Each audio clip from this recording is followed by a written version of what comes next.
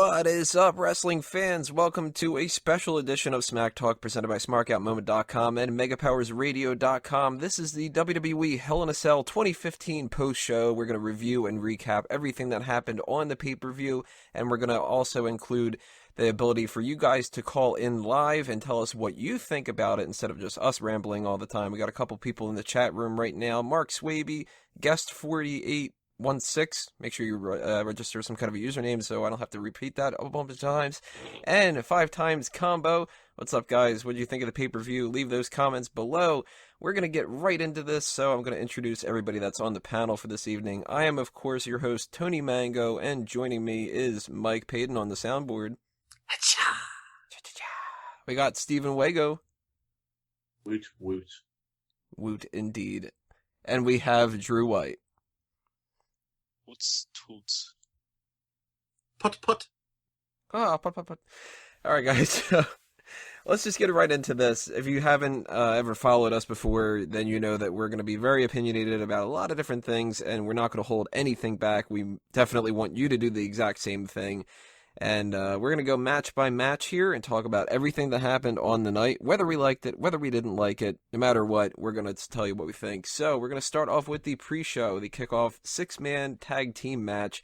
Dolph Ziggler, Cesaro, and Neville against Rusev, King Barrett, and Sheamus. The babyface team ends up winning with a red arrow on King Barrett, and for some reason Neville that counts as a pin. He sort of just pulled Barrett's leg back, and that's about it. Anybody else notice that? That's struck out to me as something a little bit odd. I feel like he's done it before. That, lackadaisical of a pin? I don't know. Maybe he was just like, oh well, Can't say here's a win. Can't say I paid that much attention to the pin, so I'm not too sure what you're on about. Go back and check it out. It's kind of interesting. I mean, it's not, terrible or anything like that. It's just, I was just like, wait a minute. Referee's counting this? He should be like, yo, can't you, pin him or something?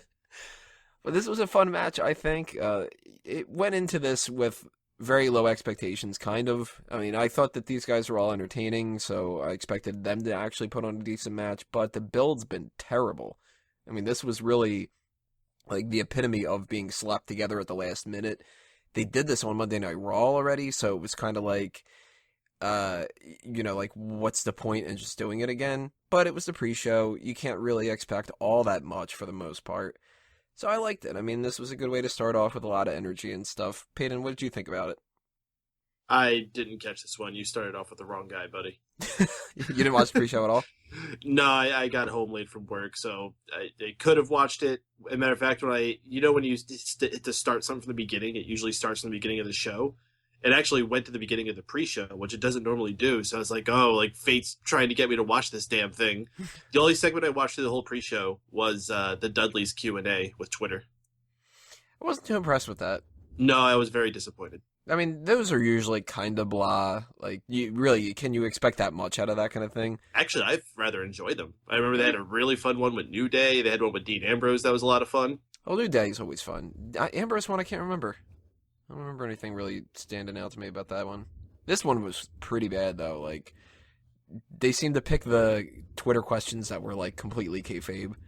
Do you guys think that you can beat the New Day? I also get a feeling that Dudley Boyz are starting to feel handcuffed. Really? I do. I think that the novelty of them coming back to WWE is starting to wear off to them. And I think they were excited to get that 10th title reign. And especially after what we saw tonight, I think they're really starting to get tired of it. I mean, we'll get into that a little bit later, too, because I got a little bit of a bone to pick when it comes to some things with that. But a trombone? Maybe. I did give that one of my low points of the night. Broken trombone.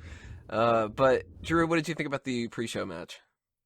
Well, from what I saw, the pre-show was that Adrian Neville did the red arrow off the top ropes, and that's all I saw. Jesus, Wago, did you watch it? Yeah, I did, and I thought this was a fun little outing. It was exactly what it needed to be. These opening matches typically should be babyface team wins, pops the crowd, gets them heated up for the night ahead, and that's exactly what this did. It was a rehash of what we saw on Raw, so I didn't really give it my full attention, but it was a solid match, but nothing special. Not Mark. 5 times combo in the chat's asking if anything's going to be spoiled. Spoilers incoming, definitely. If you haven't checked out the pay-per-view yet, bookmark this, check it back a little bit later on, and tell us what you think about that and stuff. Or if you don't... What would we talk about if we weren't It's a spoiling review. the pay-per-view? Like, what would we honestly talk about right now? Do you guys like this event? Are we going to do our predictions? Yes. No, we Well, we do have people that are leaving comments on our predictions post. There's been 2, I think, people already that have been like, oh, the person who did the U.S. Open Challenge thing was, etc. And it's like, all right, well, dude, we did these predictions a couple days ago. That's why they're predictions, but people kind of don't get that point. I think that they think that we just put these up or something. Like, I don't know. But yes, we will be spoiling things. So, warning, I guess. Ding, ding, ding, ding, ding, ding, ding. Spoiler. Ding, ding, ding, ding, ding, ding, ding. It's for some spoiler person won a prize or something. Ding, ding, ding, ding, ding. lying. So we start off the night with, like, the actual night, post pre-show, with John Cena coming out, cutting a promo, saying he's not going to cut a promo, and then cutting a promo, which was sort of like, all right, really? I know, Wago, that bugged you a little bit. Well, it wasn't even what he said. As soon as I saw him come out to the ring, I'm like, I get it, it's the John Cena Open Challenge, but this is a pay-per-view. The match is advertised. You don't need to cut a promo before it. Mm-hmm. We get that it's the Open Challenge. You know who can announce the match for you? The fucking announcer. But I do like how he started off like, well, I had a whole thing I was going to say, but I think we should get right into the match. Before I do that, though, I want to talk to you about Sprint, or like whatever. I don't know, I just kind of tuned him out. But we get Zeb Coulter coming out, which I did not expect that. And for a split second, I'll have to admit, I was just like, are they just dropping the ball and having fucking Jack Swagger come out? That would be terrible. Like, Swagger's not been used a whole lot. He's somebody I think that they should use more than he's been used the past couple months. But I was not looking forward to that. He cuts a little bit of a promo himself, not as long as John Cena. Talks about how people from different countries have to get together, and John Cena kind of sucks, and et cetera, et cetera. And he introduces the challenger, Alberto fucking Del Rio. Woo! See. I don't know why you're so upset, Tony. I think it was amazing. Okay, he's not upset that it was by the performance of the match. I Right. think he stands on the same fence of that he's upset that it was Alberto Del Rio. Yeah, Well, we'll give credit to a couple different things here. Del Rio, he looks good. Like, he stayed in shape. I mean, we've had people come back and they've looked terrible before.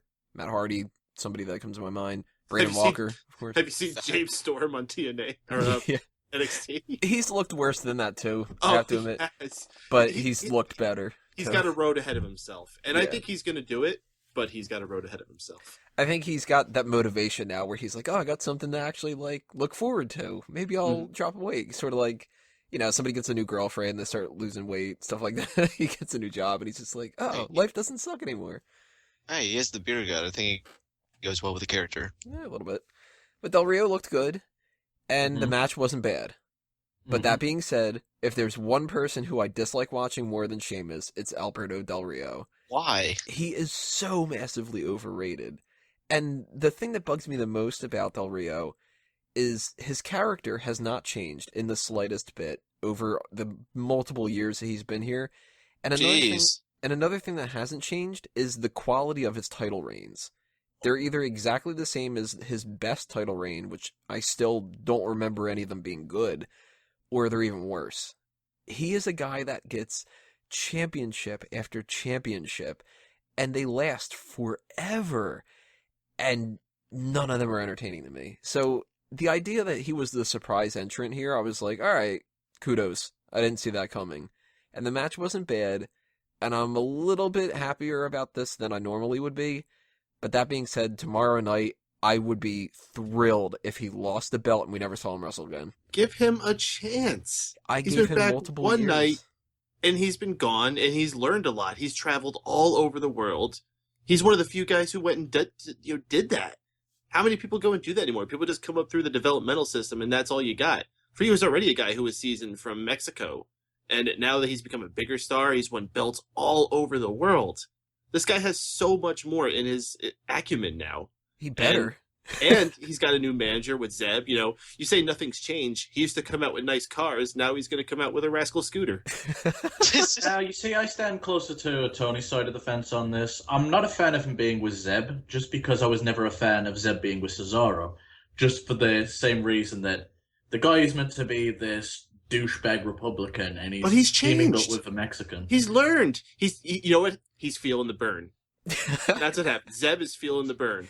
Look, I'll put up with this if Bernie Sanders can win the presidency. If this is like the bad thing I have to deal with for the next couple months, and we get a decent president, okay. This whole surprise, which was to WWE's credit a legitimate surprise. I thought we was getting Jack Swagger and face palming. I actually posted in our Mega Maniacs chat at the time. Oh, here comes the yearly Jack Swagger push. Thank God that didn't fucking happen. But Del Rio apparently had just signed an MMA contract, so I'm not sure if he's going to be with WWE full-time or if this is just some temporary stint while he tours with them for certain countries. I'm not sure. Oh, that'd be interesting. Maybe, you know what? yeah, maybe. Go ahead, Drew. I was saying maybe he's just holding the title until Cena gets back from whatever he plans on doing with his break. Then he'll just go away into obscurity again. Well, if I I'd remember actually correctly, be fine with that. If I remember correctly, the rumor was that he would be gone for like the whole rest of the year. So, which is only a few months. It's only a few months. It's not like the longest time in the world, and it would make sense for somebody like a Del Rio to come in and do that. I'm actually kind of curious if he does have outside deals. Maybe he is only going to be like sort of a short reign thing. Like maybe they brought him in here as a sign of good faith, sort of like, hey, we want to push all that stuff in the past. And to show you that we actually do value you, we'll give you the U.S. title, you'll beat John Cena, and you'll beat him clean. Yeah, I know. That was what the big thing that we've been missing. He beat him clean. That is insane. Talk about making it up to a guy. And sort of like, you know, if you aren't sure, this could be a good sign of good faith, like, we will use you better in the future. Maybe you'll want to come back full-time in the next couple of months, and we'll use you here and there, kind of like what they do with Jericho or something. And maybe he'll drop the title at, like, TLC or something like that, you know what I mean? And he could drop it to somebody other than Cena, too. I mean, they didn't end this in a way that made it seem like John Cena needed to get his revenge. He could even just have a rematch tomorrow night on Raw, and they can write him off in a completely different way. Have the Wyatts come out, or whoever come out and just attack him. And which, I mean, we'll get into the Wyatts a little bit later. That could be some kind of an indication of what John Cena could be doing at WrestleMania. I mean, also, something that needs to be noted here, I believe, I was reading up on this after the match, and Del Rio is still champion, has championships in other companies too, and I believe he still holds a championship in AAA. At the very least, I'm sure he has a number of other commitments. As Waco said, he has the MMA contract. I'm sure he has a lot of other indie dates that he's booked. I'm sure they have some very unique deal that they've booked out, and WWE seems to be opening up a lot more to that, like with the relationship they've gotten with Evolve and the hints that they've shown with New Japan, with bringing Liger in. They've signed people like Joe and James Storm and had them keep their names. Mm-hmm. Like, we're seeing a lot of very interesting things like that. So I'm sure there's something very unique to the deal they got with Del Rio. I could see him being on a paid per appearance, or it's just a case where once he closes up his previous engagements, he'll be signed to a WWE contract. I don't know what else to say other than I'm pissed off that he's back, but I'm going to be open to what he does. Because if they build him as just a legit guy and an ass kicker, I might be a little more intrigued by that side of Del Rio. Well, I'll put it this way.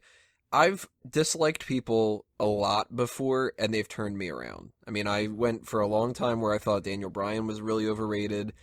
I didn't like some of the divas that I kind of like on a better side now. There's been times where I thought Xavier Woods wasn't that great. I thought that Big E was overrated. I mean, there's different highs and lows and stuff. And people can prove me wrong, and I will be fully willing to admit that if Del Rio is improved enough. Can I make one big defense for him? And of all the people that WWE has separated with, whether they pushed him aside or whatever it was that they left, can you think of anybody who landed on their feet better than Alberto Del Rio? The guy just Brock Lesnar instantly. Oh, okay. Yeah. Touche. That's all right. The end of the conversation at that point. But I mean, okay. aside from Brock Lesnar, this guy like instantly became the most valuable player that everyone wanted to sign. Everybody, even like he actually didn't go to TNA. He never actually went that route. He never sunk that low. Yeah, because it didn't apply the same way to John Morrison. Mysterio hasn't had as good luck. Rey Mysterio hasn't had that good luck, but Del Rio leaves. He makes a shit ton of money and is champion everywhere. Ray kills a guy. Exactly. Also, I think he didn't go to TNA probably because he knew that they weren't going to pay him. Kind of like how they don't pay anyone else. He's like, well, what kind of a contract can I get? And they're like, well, you can get anything you want. He's like, man, really? You're going to pay me whatever I want? And they're like, we didn't say that. I don't know if it was I don't know if it was CMLL or Triple A, but they recently let Mr. Scissors go because of his dispute with Alberto. Because of his dispute with Alberto Del Rio, and they probably feel a bit pissed off that they just got rid of one of the biggest stars if he's going back to WWE. He's probably somebody that they want to get rid of anyway. You know. I don't think so. He's fucking huge in Mexico. I think it's more to do with the fact that Del Rio and him have like major heat. There was going to be conflict no matter what once they got there. Is he really that huge though? I mean, isn't he like 5'3"? Nah, I was about to say Sin Cara pulled a gun on him once, but I mean, come on! Remember that one time he broke his hand and Del Rio got really shitty and just beat him up? Because I remember that was fucking great. That was the best thing Del Rio ever did. Yeah, don't call him Sin Cara. Sin Cara is something else now. That's what I was called him. He's someone else. But I don't know how to spell or say it. Well, there's like 8 Z's, a couple S's, maybe a Q somewhere. And I can't call him Mystico anymore because they gave his gimmick to someone else. It's fucking Mystices. It's not that hard. It's like MYL1. Oh, he's got Mist disease? That's why he sucks. Mist disease? Alrighty, essentially I would say this is a situation where we need to see what happens in the future. It could be something that I'm bitching about for the next 10 months. It could be something that I'm actually turning around and getting happy about. Who knows? It's better than a lot of other options could have been, but I gotta say, just from my personal distaste of Del Rio, definitely disappointed in that. So it's a little bit of a highlight, a little bit of a low point. We had a little backstage thing, which I blew past immediately because it was so useless. It was just, hey, we got that match later, huh? Don't we, Kane? Yeah, well, I don't like you. I don't like you. All right, well, let's go to the next match then. Hate that kind of crap. But that turned us into the first match of the night that I thought we were going to have, like, before the U.S. title one. The first Hell in a Cell match, Bray Wyatt versus Roman Reigns. I always said Roman Waynes again. I don't know why I keep doing that. Roman Reigns wins via pinfall. I thought that this match was actually pretty damn good. What did you guys think? I felt like... Go on, Trey.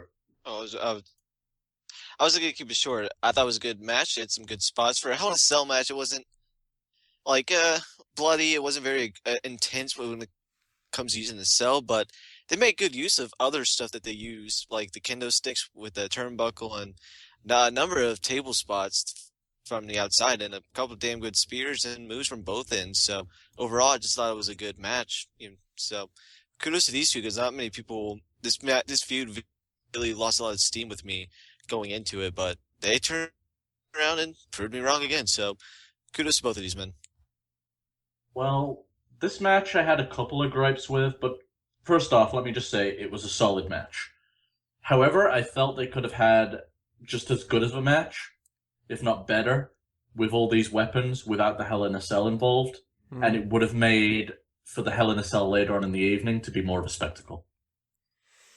I kind of would agree with that, and I would say if they were to do that, it seems like it kind of would have been better if they would have had this match at Night of Champions and then been done with the feud then. But I can appreciate why they put it in Hell in a Cell because the whole idea is the family and Dean Ambrose can't get involved. I get that, but at the same time, I felt it took some of the aura away from the main event later on. Peyton, what did you think about the idea that we didn't have any kind of an interference from either Ambrose or the other members of the Wyatt family? Did that help this match or did it hurt it? Oh, no, fantastic. I called this. Yeah, because he has paid. Yeah, I didn't hear him say that hard. I had, buzzing noise. Yeah. Well, he... I called this, actually. I said that they were going to stay clear because they knew that Cage was going to be too much of an obstacle. Or because Bray Wyatt told him to. I don't know. There was also that backstage segment that really intrigued me, where Roman Reigns and Dean Ambrose had traded some words. I forget what the exact conversation was, but it was something along the lines of, well, you know what happens tomorrow, right? That intrigued me a lot more than really anything out of this match. This match had a few cool spots, and aside from that, I really wasn't too captivated by it. It seemed no need to be a Hell in a Cell match. There was some cool use of the kendo sticks, like the way he slipped them into the corner. I thought that was a unique way of using the sticks. But I don't know. I feel like we're going to see these guys continue fighting for some time. Regardless that we've seen the Wyatts move on to something else, I still think this is far from over between these guys. I gotta say, more so than the turnbuckle spot with the kendo sticks, I liked the idea that Roman Reigns just held two of them in his hand. Like, he was just like, well, one of them's good, two of them's better. Take this, Bray. Like, this is a simple little thing that I don't think I've ever seen anybody do before. To give Bray Wyatt some credit, he's actually got a very good, like, scared and shit face. When Roman Reigns pulled out both those kendo sticks, I'm like, I'll give Bray credit for that. Uranagi through the table was nice. The spear was good. The what? Uranagi. I had that for dinner last night. They said the Illuminati. The Illuminati through the table. You think Michael Cole would know how to call that? No, Michael Cole was botching all over the place tonight. Yeah, well, so is everybody else. That's true. And King was like super fucking excited. Did you notice that? There was a time where they cut to him. Stars! That's us! The stars thing, yeah, he was just kind of like, look at these stars! People! They're us! He probably finally drank one of those Diet Mountain Dews. The kickstart things. Yeah. He's like, it's gonna kickstart my heart, son of a bitch!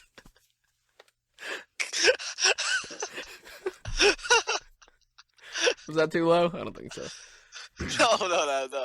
I think we've hit way worse than that. So yeah, I think I once made a comment about Dolph Ziggler pointing towards Jerry Lawler and him just dropping dead. That's his new finisher. He just points at people. It'd be great. You can tag up with him. You can wish diverticulitis on people, and he can point, and nobody would stand a chance. Tempting. Thoughts? Like Peyton said, there was a little hint towards what's going to happen tomorrow. Ambrose did have a little conversation backstage with Roman Reigns, and they were just like, well, we're going to do tomorrow. We'll talk about that then. And what do you guys think is going to be happening tomorrow? I think there's going to be an episode of Monday Night Raw, and there's going to feature. I think so. I'm pretty sure that Saturday Night Slam, or what was that freaking show that they had for a little bit? Saturday Night Main Event. No, not that one. It was another one. It was a green logo. Saturday Morning Velocity? Slam? Oh, the Green Show. Yeah. You mean the G Show? Yeah, the G-rated one where they edited out like any headlocks and stuff. Yeah. They said who's next, so it's obviously someone they got their eyes aimed on. And I think the logical person is who's holding the title. The guy who recently left them laying high and dry on Raw. Mm-hmm. It's going to be Seth Rollins. Would make sense because we don't have any kind of person lined up that's like the next number one contender. Like, well, I mean, they obviously have ideas, but we don't have anybody that's like. There's like obvious. A handful of people that you could slot in there. Would you say it would be too early to do a triple threat match at at Survivor Series for that, or do you think it's something that has to wait for a Mania? I think if they're not doing it for Mania, they're doing it at Survivor Series. And I think that there's a good chance that they don't do it at Mania. I don't know what the alternative would be. I'm starting to think that maybe Seth Rollins and Triple H is going to happen and not have the belt included. But yeah, that would be a good way to put the belt on Roman here. This could be the end of it. It could be, you finally have the Shield match. You get Rollins off the belt situation, spends the next couple months doing a bunch of other stuff, bounce around a little bit, eventually gets on Triple H's nerves, and he goes, you know what, stop using my fucking pedigree, you don't do it right. And then they have their match at WrestleMania, and it's Roman Reigns versus somebody else. Maybe even Roman Reigns versus Dean Ambrose or something. But, well, of course, we'll talk a little bit more about that too later. But, the next match that we had was the Tag Team Championship, New Day against Dudley Boyz. New Day retains. I was a little bit surprised here, but I can't say that I'm disappointed. I love the New Day. I've said that many, many times. And we got to a point in this match where I started to kind of like turn around and go, maybe they're not winning these belts. I do think that they should have won them at Madison Square Garden. I still think that was a mistake. Mhm. And if they are getting like a little bit upset about it, like Peyton that you were indicating there, I could see why. Because this has been dragged out a little bit, and I think if they really still want this to go to TLC, we should have had a title change at this point. But I'm kind of curious to see where it goes from here, and I wouldn't be too disappointed if they stopped doing Dudley Boyz and New Day and moved on to a new tag team. What do you guys think about this? Good that New Day retains? Bad? Hoping that it continues? What's on your mind? Wiggo, I'm going to start off with you. I think it's a good thing that they retained, and I've been hoping they do this. The Dudley Boys are easily the biggest tag team they have right now, and they need to build that moment. And I don't think there's any better way to do it than a tables match. It's their match. So I'm glad that they're going ahead with the long road to the title win, and I think it's going to pay off more. It's going to create a bigger moment. Peyton, what about you? I don't know. I'm just very divided on what I think about this, because as I said before, I think Dudley Boys are getting frustrated that this is taking so long. I mean, think about how quickly they gave New Age Outlaws those tag titles on their reunion run, and the Dudley Boys. I'm sorry, at this point in the game, they're better than New Age Outlaws were when they came in. New Age That's Outlaws true. were still fun, but Dudley Boys, like, those guys are up to their game to another level. Like their career was nosediving for a point, and then out of nowhere, these guys just got themselves in like possibly the best shape of their career. So I think they deserve to have gotten it sooner. And as you said, Madison Square Garden was the place to do it. New York City would have blown the roof off the place. I like New Day. They're going to be around for a while. You could give them the titles 20 times in the next few years. Yes. Like Do it. Just like every person that beats them for it, they drop them the next couple weeks. Yeah, like seriously, that could be your tag division. They could be like the freaking like the 2015-16 version of the Freebirds. Like, think of how long they ran a company, a whole territory for a decade. Like, you could do that with the New Day for a division. They could be like the free unicorns. Since they're really hitting that unicorn thing lately. They got t-shirts and everything. It's ridiculous. Drew, what are your thoughts on New Day retaining? Are you happy about that or sad? I'm happy. The only mistake that they made in this match was that they didn't win via disqualification because of the pretend that the trombone was actually hit Kofi Kingston. So that was the only mistake, because I was really hoping that they would call for the belt, mainly because something like that you don't see too often, and I thought it would just be a big lull.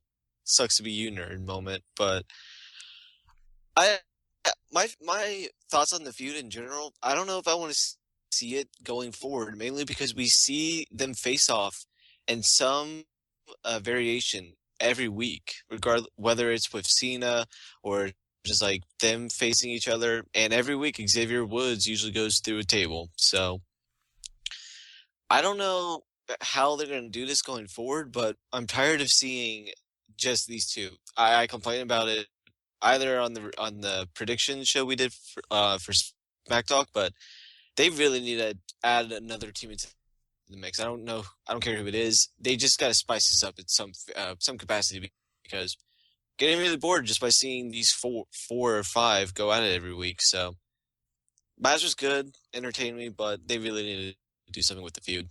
Now, do you want to see a new team added and make it like a triple threat thing, or do you just want Yes. to see New Day versus a new team? Whether it's a New Day versus a new team and have the Dudley Boys face someone for a while, but I mean, right now they're going to do some type of tag team variation for the Survivor Series. So, I mean, they're going to do something along those lines, and you never know. They could add one of those teams going forward, make it a triple threat tag team thing or something. But I would rather it be them just add a new team. But I don't know what they do. I remember for a while they talked about Jeff Hardy and Matt Hardy coming in, but I completely forgot that that's not Matt Hardy happening. is he's a little bit of a champion of a certain company, maybe. So It'll be interesting to see who would be the Matt and Jeff of the group when if they decide to add a third team. But unless they bring someone back, I don't really know who'd fill the void because there's really no one else that they're pushing in that tag team division. Well, I know Pagan's chomping at the bit to say bring in the Young Bucks. Yeah. We don't get enough super kicks yet, right? What are the Young Bucks? What are the Young Bucks doing right now? Actually, like every other company, I think. Super kicking someone somewhere.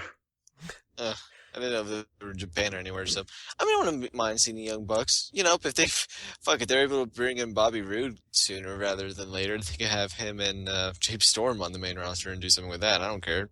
I just think that they need to do something because if it's just these two teams still in December, this feud is going to be pointless. And then when the Dudleys do win the championship, if they do, it won't mean anything to me because I've seen this so many times. So, nope, and no. Well, the next step, instead of getting a new team to throw into the mix here, they need to get a new musical instrument because that trombone, rest in peace. Divas Division match was next. The title was defended by Charlotte. She successfully beats Nikki Bella. I gotta say, pretty entertaining match. I know I'm probably in the minority when it comes to that, but I was impressed. And I was actually more impressed by Nikki Bella than Charlotte, who I think Charlotte's the better wrestler, but Nikki was the one standing out to me. It's nowhere near in comparison to the Bayley and Sasha Banks match, but I thought this was going to be crap, and I liked it. There was only one thing about it that I didn't like. What the hell was that move with the turnbuckle? And what was the... I love the selling of it, too. Like, oh my god, the way that she flipped herself. It just looks like a Hurricanrana botch. That was botched to hell. So they're like, Charlotte reversed it, and that was such a great move. And I'm like, she jumped backwards, and Nikki fell. Like, huh? I didn't get that at all. That was weird as shit. But I did like the match a lot more than I thought I was going to. The end of the match stuff where Paige and Becky Lynch were just celebrating him, you know, I didn't really care about that whatsoever. But Peyton, starting with you, what did you think of Nikki Bella and Charlotte? I could tell you very obviously what stuck about Nikki Bella. She looked fucking smoking tonight. Damn, she did. Especially compared to Charlotte, who... You know, all sexist things aside, I think the biggest thing I'm going to complain about, what the hell was that she came out wearing? Fuck if I know. I actually wasn't paying attention to what she was wearing. I was too busy trying to figure out if Nikki Bella was on screen somewhere. They had an above average match. I can't complain too much about it. The post match celebration is just weird. It's like, are they just forgetting about that whole thing Paige did? Are we just going to like move past that? No, I think what they were trying to do here is make her seem like she was over the top schmoozing with her and kind of like, hey, we're still buddies, huh? Hey, guy. Well, what do you mean? Every time, what's her face? Becky Lynch was trying to like celebrate with him, Paige just got in her way. It's like, yeah, it's just me and Charlotte. Fuck you, Becky. Well, yeah, I mean that's just the natural pecking order. I didn't think anything was out of line there. Oh, my bad. Sorry, Becky, I haven't watched. Come on, guy, move out of the way, buddy. Paige's Canadian, right? It works for us. She is now. Actually, before I forget about this, I want to mention another thing. Peyton brought it up that Nikki Bella looked great. Renee Young looked fantastic on the pre-show, and then they changed her outfit, and I was just like, fuck. Better than whatever she looked like on 2K16. Jesus Christ. Well, she doesn't look human on that. I mean, her mouth is just like all metal. She's like Jaws, the Bond villain. See, more than she is Renee Young. I was thinking Baraka. Yeah, a little bit more Baraka, too. Either way, she's not Renee Young. There is something I do have to say about Charlotte as far as this goes. The more she wrestles, the more it's becoming apparent that the reason why she's so awesome in NXT was because of the people she was working with. Tell you, man, the star is Sasha. Mm-hmm. She really is the standout. I mean, Bayley's doing a hell of a job. I think you should give Bayley credit. I think she's on par in ring-wise, maybe not character. Listen, it takes a whole division to really make something shine. And there really is a good group of ladies. And there still is a group that even after all these women are moving up. I'm so excited for... This is a whole nother topic we could talk about. I could talk about this for like an hour. Either way, thumbs up for this, thumbs up, down. What do you think, Wago? Did you like the match overall? It was an average match. It was a very good women's match. Drew, your thoughts? I gave it a thumbs up. I enjoyed everything. I mean, Nikki looked like a star. And I know people will end up complaining that Nikki had too much offense, but it's a heel beating down a babyface. Come on, what'd you expect? But I kind of do agree that Charlotte really just looked good in NXT because of who she was with, and it's becoming more apparent. I do have to agree with that statement. How can we rate Charlotte's title reign so far? It's in the middle. It has to be. It's too early to tell, but right now nothing special has came out of it. She's held that title for what, 2 or 3 months now? She's one of the 9 champions. It's only been a month. Oh. It just feels like it's been forever. Oh, well, I can summarize her title reign. Drizzling shits. I'm pretty sure I could do an even better job. Much shorter. Woo. It really depends on what they do with Paige going forward. It depends on what the feud between those two really. Right now, it won't amount too much in the feud if they don't do anything with it. But listen, they have a couple of things they could do. They have stuff with Paige. If they ever decide to do something with Sasha Banks, that's another person that that those two could go at it and make something great out of it. So it's too early to tell, but I like to think that it'll get better. I mean, Nikki Bella, damn, she looks better every time she goes out there. So why can't Charlotte's title reign get better? Now we got to get into, I got to say, one of my least favorite parts of the night. The WWE World Heavyweight Championship match. Seth Rollins successfully defends against Kane, and I didn't care about this whatsoever. This was just blah. I mean, the big spot of the entire night was that table powerbomb. Even that just was a dud. I can't say anything positive about this, really. I mean, we knew Rollins was going to retain, and Kane couldn't even bring, a gimmick involved in this. He's the devil's favorite demon, and they've got Hell in a Cell, and it's Satan's structure, and he's like, nah, just give me a normal match. That's what Corporate Kane should be doing. You guys have been feuding for a year, and that doesn't justify a Hell in a Cell match, but, Bray Wyatt and Roman Reigns gets to that spot instead of it was just... Plus, Kane's ties to Hell in a Cell alone Right. should mean he's in a Hell in a Cell. I'll give them credit. The match lived up to the feud.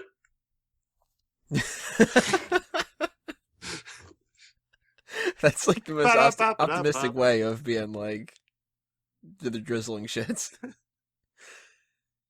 But that table spot, as bad as that thing was with the Divas and the turnbuckle thing, it was even more of a disappointment to see Rollins powerbomb Kane and it just to go and then slowly tip over womp womp. And you just saw a demonstration of why smaller men don't powerbomb larger men. It's This is why you don't do it.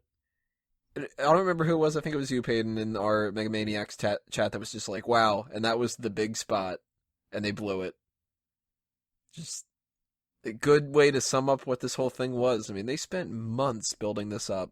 It should have been a huge deal. And back in the day, probably would have been. Well, you think this is done? Yeah. No, I think they're doing a Survivor Series match. Ugh. Really? Mm-hmm. I think they're going to do a gimmick match there. And this time, Kane's Personal? this time it's going to be personal because Demon Kane's going to get revenge for Corporate Kane getting fired. Well, earlier though, you said that Dean Ambrose and Roman Reigns are going after Seth Rollins, so what happens there? They are too. The champion should have multiple people gunning for him, yeah? Okay. Fatal 4-Way, you think? No, I don't think Roman and Dean are going to get it at Survivor Series. Or you think they're going to do a TLC match?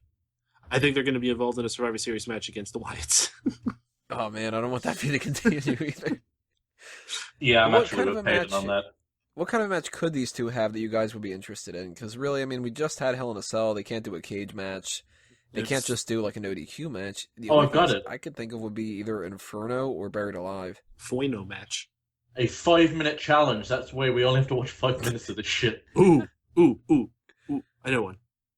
Boiler Room Brawl. Somehow they'd fuck it up. It'd be all right, the Boiler Room Brawl that you have to stay ringside with. All right, yeah. You won the Boiler Brawl. Here's a flag. He changes his name to Boiler Room Bane for this. I just don't see the value in this continuing anymore. You just saw how little of a fuck we gave about this feud. I'd be interested in Boiler Room Bane, though. He has to change the mask. He starts talking differently, you know? Why not?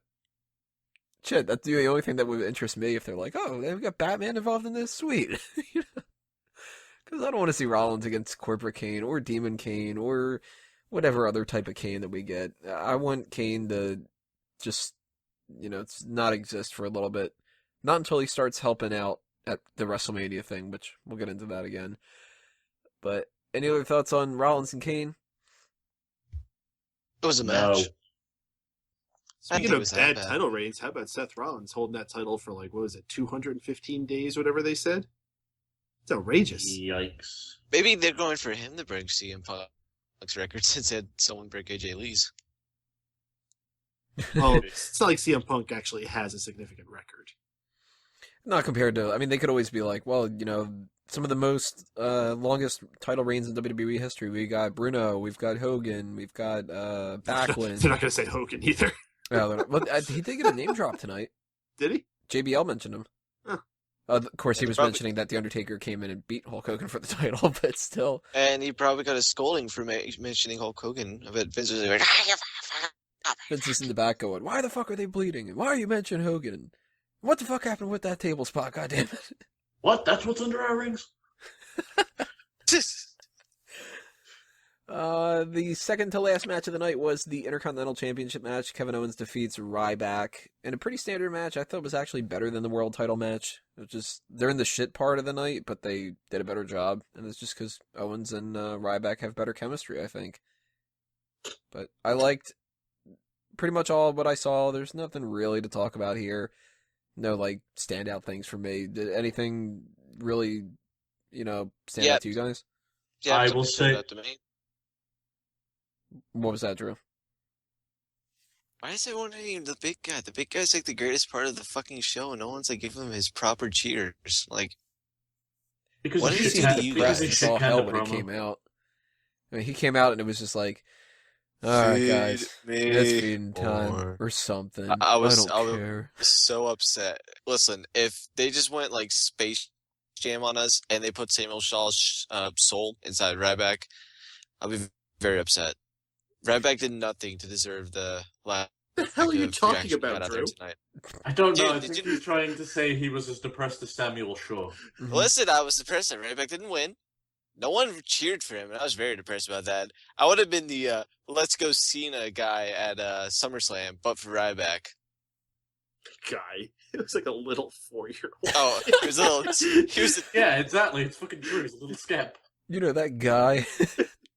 What's up, guy? Hello, sir. Let's go, Cena. Yeah, he you should be chanting for Ryback, you fucking bitch. What were we talking about? I forget. Ryback and Owens. That's what we're doing right now. Average match. I'm glad they didn't tank too hard because it was in the depth spot. Yeah, these guys deserve better. Mark Swaby in the chat says, something didn't seem right about Owens versus Ryback tonight, and the end seemed weird. Somebody else brought that up, too, that it kind of came out of nowhere. It didn't stand out to me as, really too odd. It's that pop-up powerbomb. He needs a better finisher. They probably got their time cut. Maybe that's why Ryback looks so unenthusiastic. He might have been pissed. I bet you they got their time cut before they left the curtain, and then they probably got called to go home early some point in the ring. And that probably is why this whole match was kind of off. But it's not that It wasn't that long, too.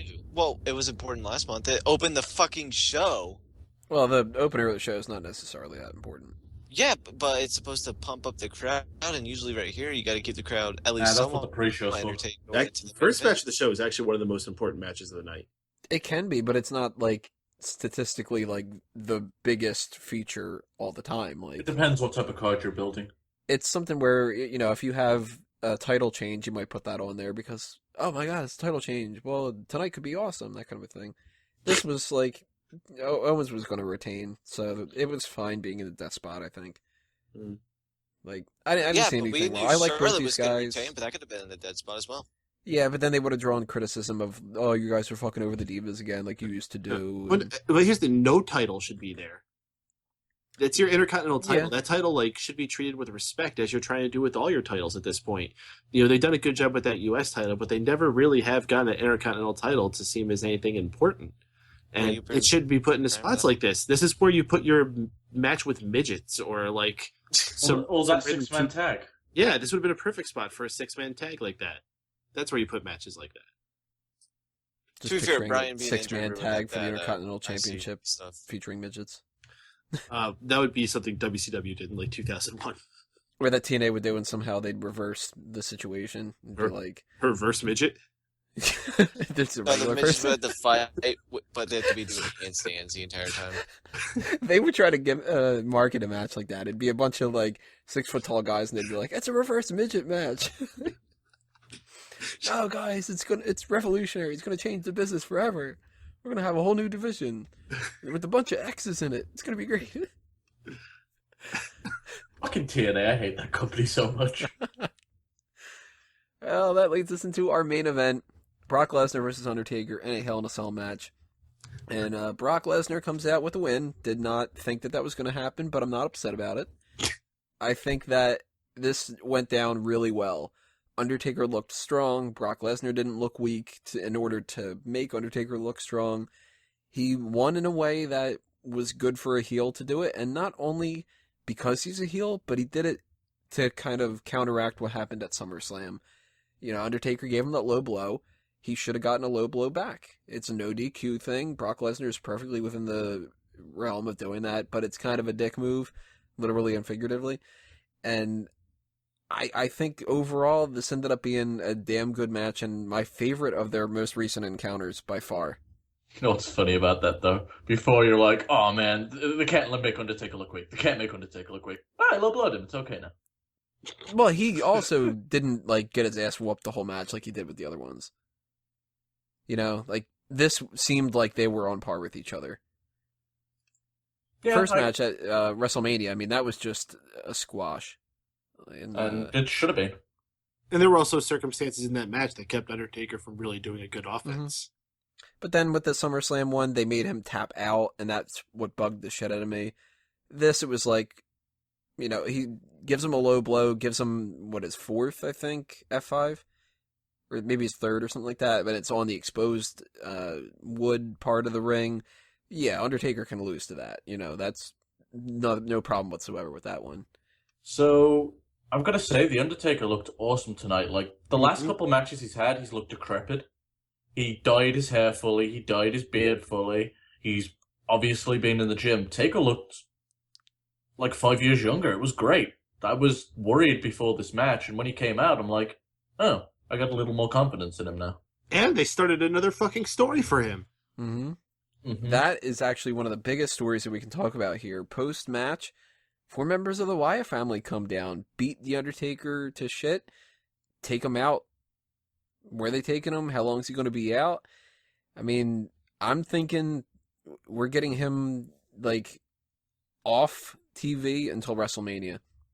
And I'm also thinking what they're going to do here is 4 members of the Wyatt family against Undertaker, Kane, Sting, I think is going to be involved in that.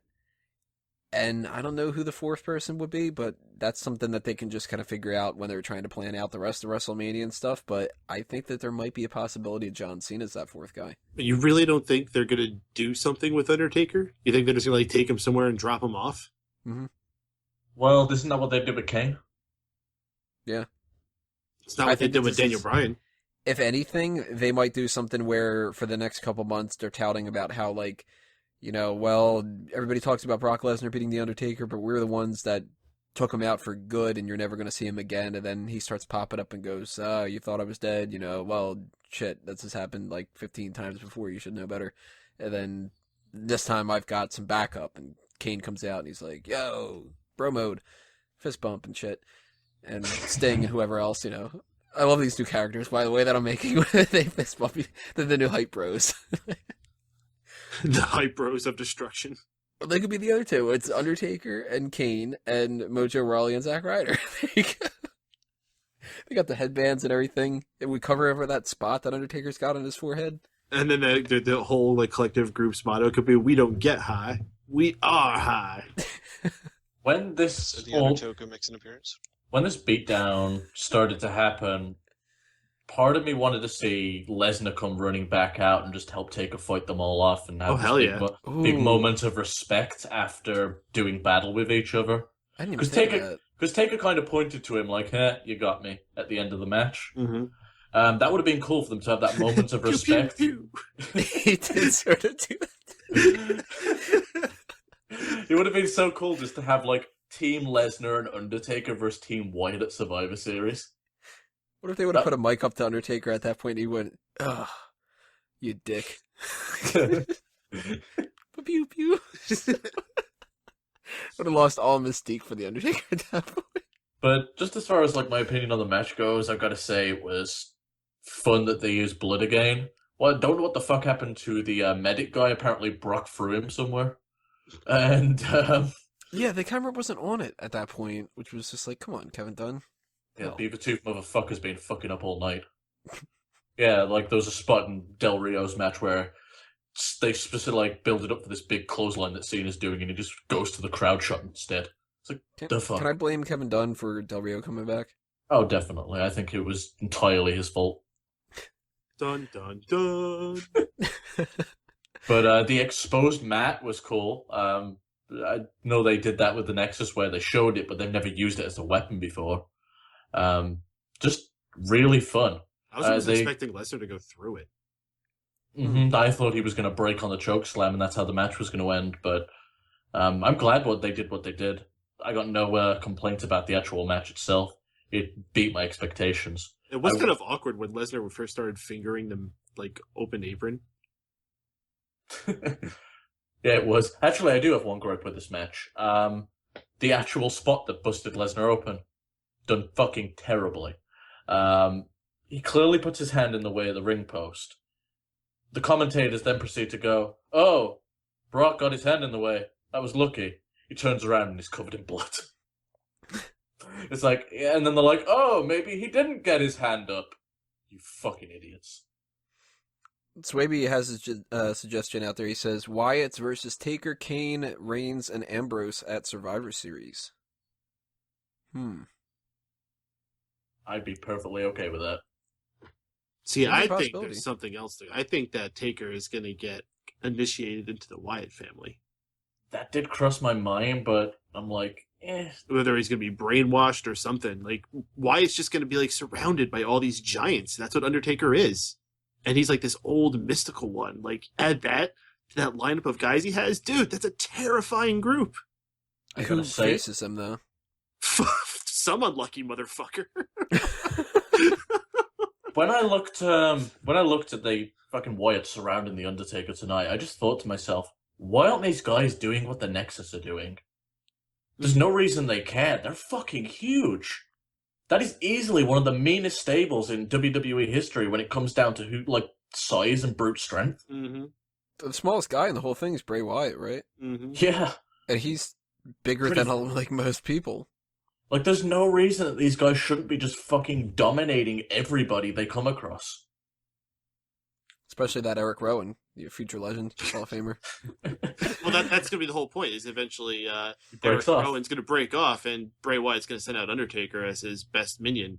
Just wait, it's going to be a huge moment when him and Braun Stroganoff, like, are in the Royal Rumble Final 2, and he gets that big man elimination. Okay, so I think I have this planned out now. Undertaker's getting into the fold with the Wyatt family. Eric Rowan's going to go, dude, I don't really like The Undertaker. And they're going to go, well, tough shit. And he's going to go, all right, well, then I'm going to beat all four of you at WrestleMania by myself. And that starts the Eric Rowan push. And hit the WrestleMania, he debuts his new finisher, the Heart Punch. Oh my god, and Eric Rowan starts a fucking WrestleMania undefeated streak that eventually breaks the Undertaker's.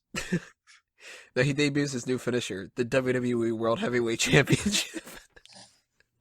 Somehow he wins it in the match. You just see, like, Vince McMahon award the title, and they're like, we have a match later on for the belt. And he's like, no. Just give it to Rowan. You're just going to cut to the chase. Skip the bullshit. Just start the pyro. Just, fireworks can go off right now. I know we got like 2 hours left in this pay-per-view, but nobody's going to watch it after Eric Rowan. He just jacks fucking Sheamus's briefcase. Is like, Eric's ginger, it's his now. So we thought that you used to be money. We invested a lot in you. But now we're going to invest all that money in Eric Rowan. We actually thought you were Eric Rowan this whole time. We didn't know he was out on injury. Now that he's back, we actually got to, give it to him. Sorry, buddy. Now that you cut your hair and we realize that that's not Eric Rowan's beard on the top of your head, we don't really like you anymore. Alrighty. So How did we I think go we got from those Hell in jokes a out of Cell, the way. like the most epic match between the biggest guys, and we're talking about Eric Rowan's World Championship runs? Well, we need to make sure that we dedicate enough time to the future legend. I mean, we're going to look back on this and we're going to be like, how did we skip out talking about Eric Rowan as often as possible? But when it comes down to it, what did you think of the pay-per-view overall, and what was your highlight and your low point? Drew, let's start off with you. Overall, I really enjoyed the pay-per-view, but there's a number of good matches on it, not very many bad moments. So my highlight of the night, it's going to be a tough one now I'm thinking about it, but I think I'll have to go with the opening match. I really enjoyed the match for what it was. It's a tie between that and both the Hell in a Cell matches. I really enjoyed all three of those. And The they show my opening favorite match, or thing no, US Open match. Okay. So your favorite thing are the three biggest things that happened on the show. Good to know. They all delivered. Is there something wrong with them actually delivering on something and actually did something good? Do you have a problem with that? No, you have a problem with that, I understand. And my ugly, or bad of the night, will have to be the lack of respect for Roman Reigns. He doesn't deserve it. He deserves the best because he's the big guy. Said Roman Yeah, Sean. Reigns. Wego, what are your thoughts? Highlight, low point, overall thoughts?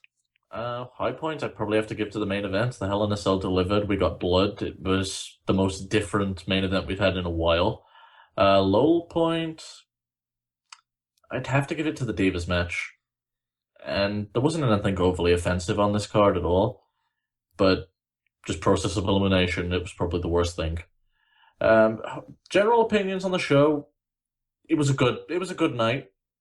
But I think there's a few things that could have upped it from it's a very small margin that isn't very good. Peyton, your thoughts? This was a B+ pay-per-view. That's something you got to remember. This is typically a B pay-per-view of the year. I think they brought a lot of guns for this. You got two big legends with Undertaker and Brock Lesnar having a kick-ass match. You had a big surprise return, taking that title off of John Cena in a clean victory, which is a big deal. The rest of the matches really didn't need to matter besides that.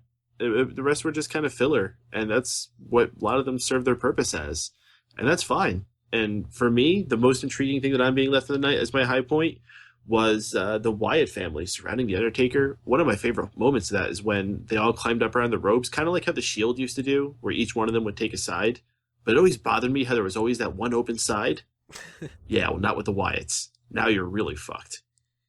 That's the one empty Rollins. side that whenever Bret Hart would do that whole hey, I'm the shit, right? You guys like me on this side? All right, let me go to the next side. And then it was that one side where he's just kind of oh, nobody's here, but Well, I'm just gonna say, did you notice who was in that side that's usually empty?